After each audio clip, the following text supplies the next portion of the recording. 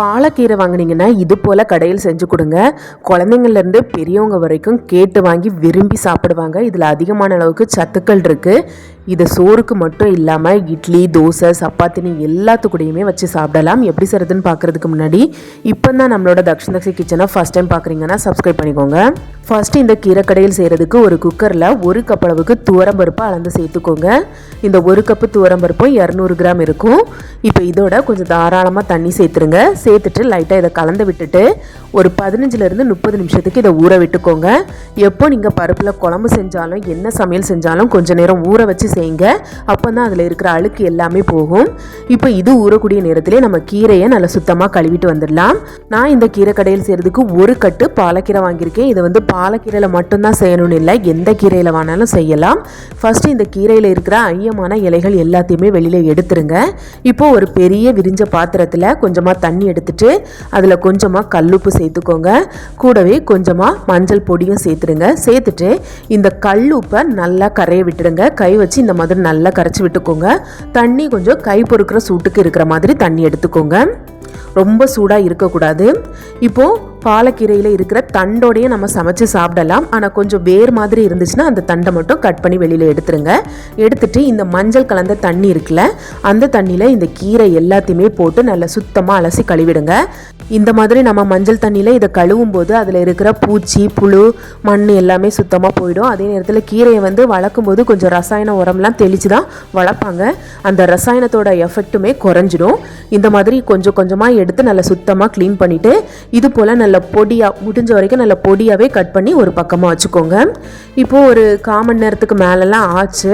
நம்ம ஊற வச்சுருந்தா பருப்புமே நல்லா ஊறி வந்திருக்கு. கையில் எடுத்து பார்த்தீங்கன்னா நல்ல கலர் மாறி போய் இருக்கும். இப்போ கைக்குள்ளே அந்த பருப்பு எல்லாத்தையுமே எடுத்து நல்லா அலசி கழுவிடுங்க. இப்போது இந்த தண்ணியை தூர ஊற்றிட்டு 2 தண்ணி மாற்றி அலசி நல்லா சுத்தமாக பருப்பு எல்லாத்தையுமே கழுவி எடுத்துக்கோங்க. இப்போ பாருங்கள், பருப்பு நல்லா சுத்தமாக ஃப்ரெஷ்ஷாக இருக்குது. இப்போ இதோட எந்த கப்பால் பருப்பு அளந்து எடுத்தீங்களோ அதே கப்புக்கு 2 கப்பு தண்ணி அளந்து சேர்த்துக்கோங்க. கூடவே ஒரு சின்ன துண்டு காயமும் சேர்த்துக்கோங்க. உங்ககிட்ட தூள் இருந்துச்சுன்னா இப்போ சேர்த்துக்க வேண்டாம். இப்போ இதோட 5-6 பல்லு பூண்டை தோலை உரித்து சேர்த்துருங்க. கூடவே கொஞ்சமாக மஞ்சள் பொடி, ஒரு 1/4 டீஸ்பூன் மஞ்சள் பொடி சேர்த்துடுங்க. கூடவே 1/2 டீஸ்பூன் நல்ல மிளகு, இடித்து சேர்க்க வேண்டாம், முழுசாகவே சேர்த்துருங்க.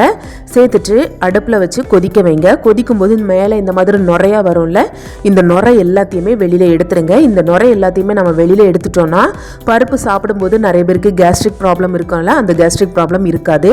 இப்போ இதோட ஒரு 2-3 சொட்டு சமையல் எண்ணெயை ஊற்றிட்டு குக்கரை மூடிட்டு விசிலை வச்சுட்டு 4 விசில் மிதமான தீயில வச்சு வேக வச்சுக்கோங்க. 4 விசில் வந்து ப்ரெஷர் தானா ரிலீஸ் ஆனதுக்கு அப்புறமா திறந்துட்டு இது போல ஒரு குழிக்கரண்டி எடுத்துட்டு இந்த பருப்பு நல்லா சூடாக இருக்கும்போதே நல்ல கூழ் மாதிரி கடைஞ்சி எடுத்துருங்க.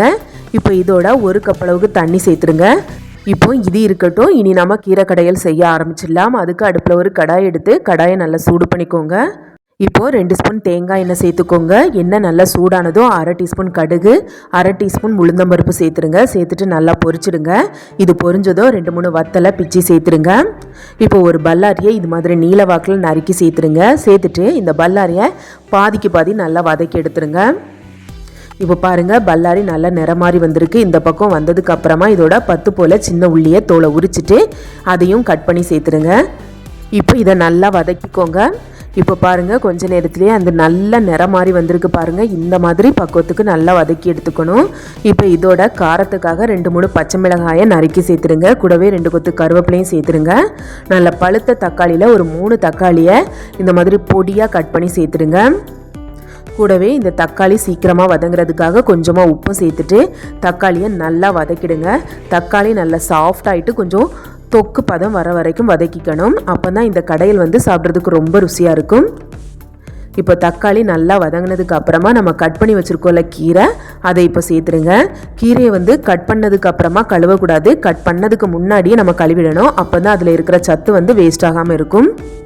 இப்போ இந்த கீரை வந்து கடாய் முழுக்க இருக்குல்ல, இந்த கீரை பாதிக்கு பாதி நல்லா வத்தி வர வரைக்கும் ஒரு 2-3 நிமிஷத்துக்கு நல்லா வதக்கி எடுத்துக்கோங்க. இந்த கீரையை வதக்கக்கூடிய நேரத்திலேயே நம்ம கடைஞ்சி வச்சுருந்தோம்ல பருப்பு, அதை அடுப்பில் வச்சுட்டு கொஞ்சம் கொதிக்க வச்சுக்கோங்க. அந்த பருப்பு கொதித்ததும் இந்த கீரை கடைஞ்சி வச்சுருக்கோம்ல அதை எல்லாத்தையுமே இதோட சேர்த்துருங்க. கீரையை வந்து ரொம்ப நேரம் வேக வைக்கக்கூடாது, ஒரு 2-3 நிமிஷம் தான் நம்ம வதக்கணும். இப்போ இந்த பருப்போடு சேர்த்துட்டு நல்லா கலந்து விட்டுடுங்க.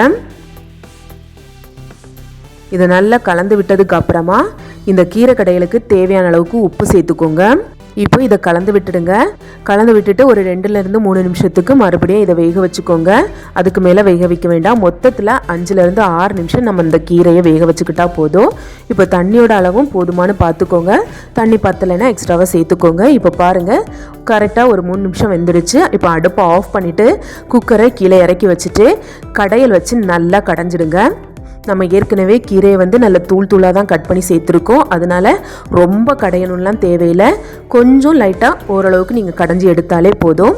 அவ்வளோதாங்க. ரொம்ப ருசியாக இருக்கும். குட்டீஸ் கூட நல்லா விரும்பி ரொம்ப சுவையாக இருக்குன்னு சொல்லி சாப்பிடுவாங்க. கண்டிப்பாக இந்த கீரை கடையில் செஞ்சு கொடுங்க. பாலக்கீரையில் அதிகமான அளவுக்கு சத்துக்கள் இருக்குது. கண்டிப்பாக குழந்தைங்களுக்கு கொடுங்க, விரும்பி சாப்பிடுவாங்க. இதே கடையில் நீங்கள் பாலக்கீரையில் மட்டும் இல்லாமல் முருங்கைக்கீரையிலையும் செய்யலாம். கண்டிப்பாக செஞ்சு பாருங்கள். முருங்கைக்கீரையிலையும் அதிகமான அளவுக்கு சத்துக்கள் இருக்குது. கண்டிப்பாக இந்த ரெசிபியை வீட்டில் ட்ரை பண்ணி பாருங்கள். ஒரு முறை செஞ்சிட்டிங்கன்னா கண்டிப்பாக அடிக்கடி செய்வீங்க. செஞ்சு பார்த்துட்டு சுவை எப்படி இருந்துச்சு அப்படிங்கிறத மறக்காம கமெண்ட்ல ஷேர் பண்ணுங்க. ரெசிபி பிடிச்சிருந்தா வீடியோக்கு லைக் பண்ணுங்க, கமெண்ட் பண்ணுங்க, உங்களோட ஃப்ரெண்ட்ஸ் அண்ட் ஃபேமிலி கூடயும் ஷேர் பண்ணுங்க. வீடியோவை ஹைப் பண்ணிட்டு சேனலையும் சப்ஸ்கிரைப் பண்ணி சப்போர்ட் பண்ணுங்க.